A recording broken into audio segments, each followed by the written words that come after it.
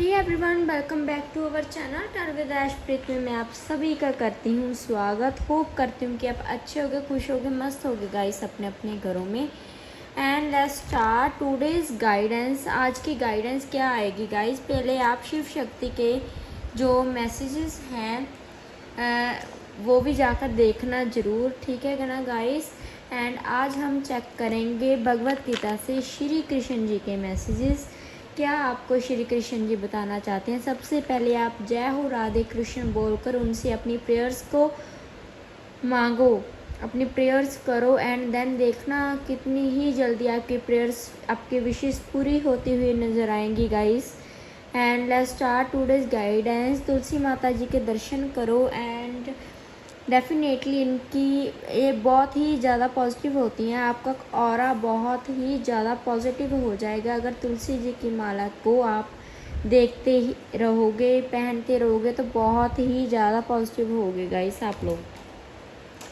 So let's start today's guidance. आज जो हमारी गाइडेंस है वो हम देखेंगे भगवत गीता से क्या आई है। जय हो शिव शक्ति, जय हो महाकाल, जय हो प्रभु, जय हो राधे कृष्ण।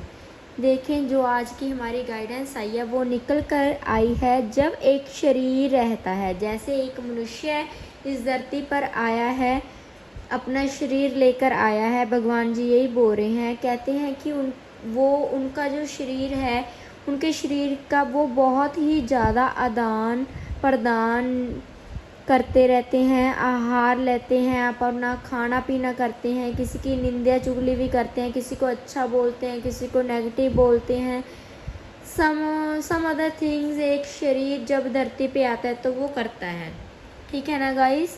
एग्री करते हो आप इस बात से?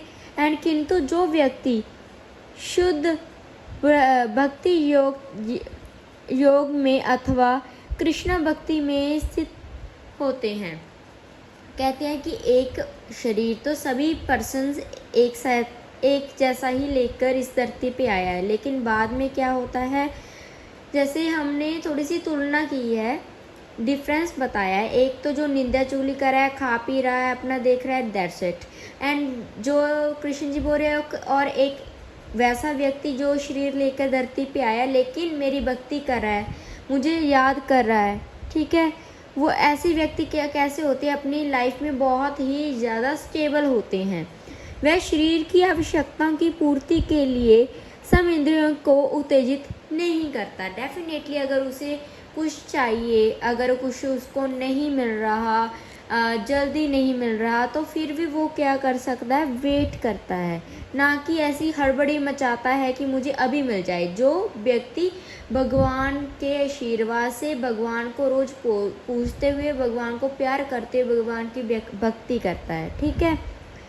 सो आगे उन्होंने बोला है कि वह घाटे के सौदे का सर्वोत्तम उपयोग करके जीवन की न्यूनतम आवश्यकताओं को स्वीकार करता है। वो ये समझता है कि जो शारीरिक रूप से हमें नीड्स चाहिए, कुछ चीज़ें हमारी नहीं पूरी हो रही, कुछ चीज़ें में हमारी ख़राब भी हो रही हैं, वेटिंग पीरियड चल रहा है, वो ये सोचता है कि जो ये चीज़ें हैं ना छोटी मोटी, ये तो सिर्फ एक दिखावा है, एक वेस्ट ऑफ टाइम की चीज़ें हैं, वो ये समझता है, ठीक है।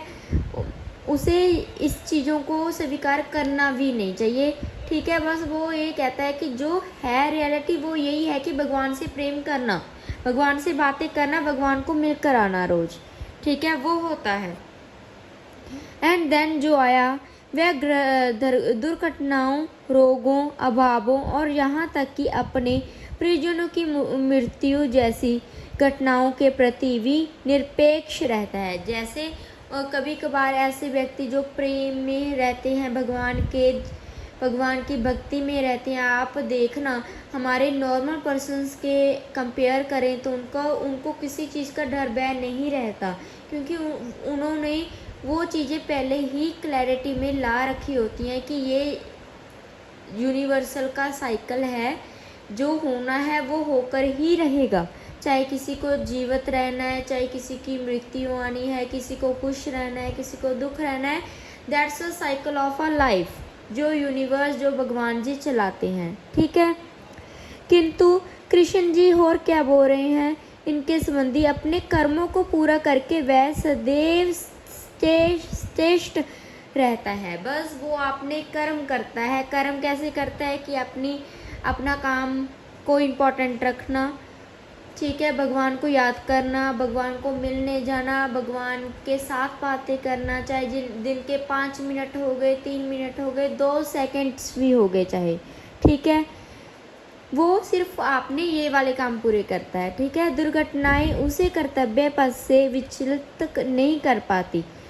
डेफिनेटली अगर कोई भी एक्सीडेंटली कोई भी दुर्घटनाएं हो जाएं, कोई इंसिडेंसेस हो जाएं, उन चीज़ों से एक जो व्यक्ति पावरफुल हो रहा है भक्ति के साथ, तो उसे इस चीज़ों का कोई फ़र्क नहीं पड़ता। जैसा कि भगवान जी ने भी कहा है, भगवत गीता में कहा गया है कि जो घटनाएं होती रहती हैं उसे वो सहता है, क्योंकि वह एक भली बात जानता है कि ये घटनाएं ऐसी ही आती जाती रहती हैं।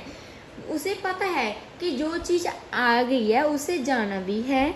कोई चीज़, कोई दुख, कोई बीमारी, कोई वायरस, कुछ भी जो आ गया इस धरती पे, उसने वापस भी तो जाना है।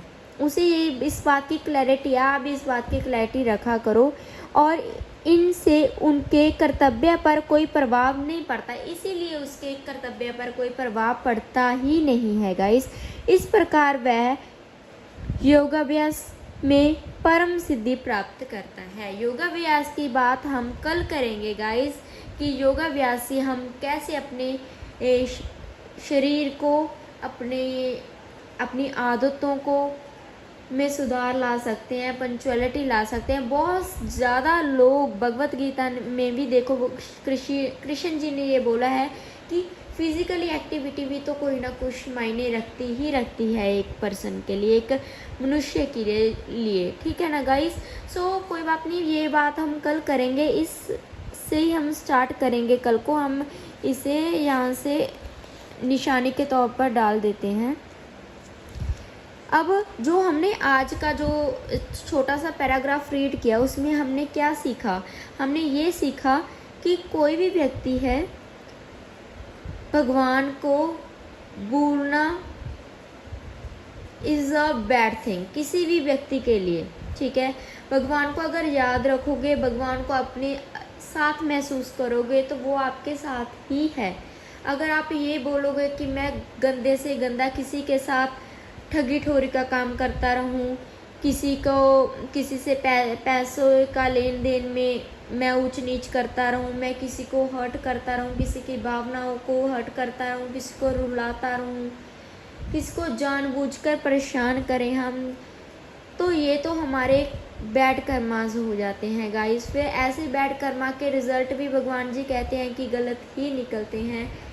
जैसे एक व्यक्ति जो पहले से ही भगवान की भक्ति में लीन है, भगवान की भक्ति में सभी कुछ अपना सिलेंडर कर चुका है, ऐसे व्यक्ति को ऐसी चीज़ें करते ही नहीं है, क्योंकि वो पहले ही इस चीज़ को सीख चुके होते हैं कि भगवान जी जो करेंगे, जैसे हमसे करवाएंगे हम वैसा ही करेंगे, क्योंकि वो ये समझते हैं कि हम उनकी एक कठपुतली हैं। Please try to understand. And मेरा आज का यही मैसेज था कि अपने कर्मास को इतना क्लीन रखो, अपने आप को इतना well educated, well disciplined and भगवान के इतने ज़्यादा नज़दीक लेकर जाओ कि अगर कोई दुख आ भी जाए वो आपको छोटा नजर आएगा। इस होप सो आज की आपको ये छोटी सी गाइडेंस भगवत गीता से बहुत अच्छी लगी होगी। आई होप राधा कृष्ण जी आपके ऊपर ब्लेसिंग्स बनाई रखें। एंड ज़्यादा से ज़्यादा सब्सक्राइब करो मेरे चैनल को, लाइक करो, शेयर करो, कमेंट करो। एंड सारी वीडियोस जो अपलोड होती हैं गाइस, अगर आपको शो नहीं भी होती तो आप जाकर देखा करो। फर्स्ट टाइम भी हमने कंप्लीट करना है गाइस, वो भी आपकी वजह से ही कंप्लीट होगा guys. Okay guys, take care, love you all, bye bye, God bless you.